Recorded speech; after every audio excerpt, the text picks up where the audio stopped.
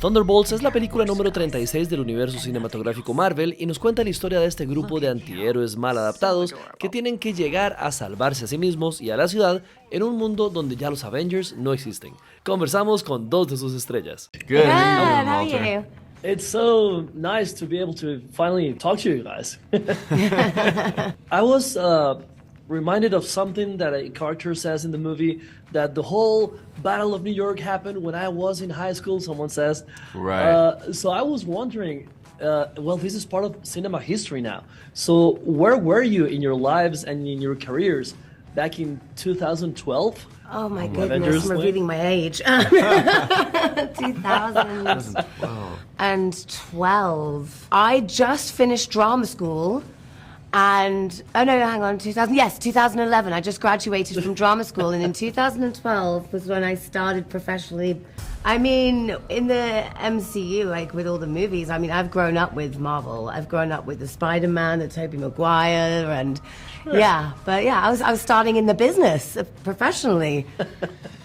Yeah, God, I'm so bad at tracking. I usually look through my Tracking my phone photos, and I don't think yeah. I had an iPhone in 2012, so it won't go back that far. But yeah, Marvel's always been an installation in my life. You know, I think that they're such a juggernaut of the film industry, and their only true competition is really themselves. You know, Yeah. so they're You a can't staple. ignore it. You Yeah. can't not watch Marvel. I know, and it's really something to feel that you once saw that on the big screen, and now you're part of it. Yeah. So wow, It's I surreal. mean, like none of you guys are a stranger to popular IPs. I mean, Game of Thrones, Yeah. Top Gun as well. But I hear that being part of the MCU, especially because of the fans, is something else. Can you give me your input on that experience? You know, I mean, you have fans, of every franchise, but with the Marvel fans, there's such a connection and a connectivity to, the idea of, being a superhero, having superpowers. And it really, stems with comic books, the inner child of us all. And growing up and believing in, that you can really be bigger, you can be whatever you want to be in that imagination. And I think, it's the Marvel fans are what makes Marvel, and it's a beautiful connection and a beautiful support, and it's special. It's a special, Yeah. Now a little bit about your characters.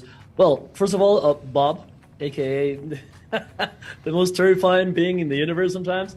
Man, you have like a double trouble, because you are supposed to be the comic relief guy and the scary guy at the same time. So how do you approach that challenge, actor-wise? Yeah.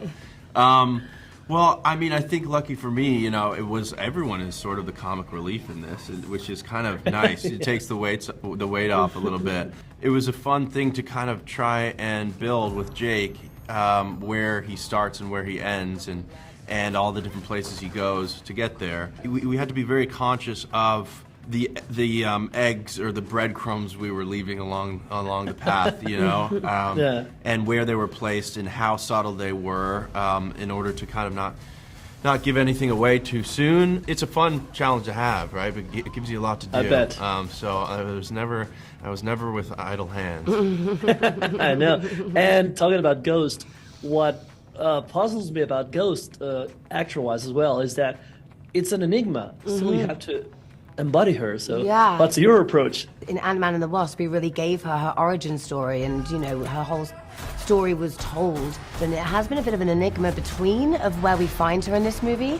But where we find her is that she's basically there's definitely a routine of what she does and who she is, where there's a comfortability and kind of this control and this toughness. The Fort Knox is up with her in this film, and I know. And I think she's scarier. I think Ghost is scarier in this film when we find her, and I wouldn't want to find her in my room like appearance. yeah, I don't know. you wouldn't want to. No, she's really harnessed her power, and I think that's fun for the audience to see, especially in the action sequences, because in the previous movie there was a distraction of her erratic flickering and that uncontrollable behavior in herself and that pain and around the corner is death. And for that not to be prevalent anymore, it certainly gave me as an actor freedom and a different refresh of Ghost, like another introduction of who Ghost is,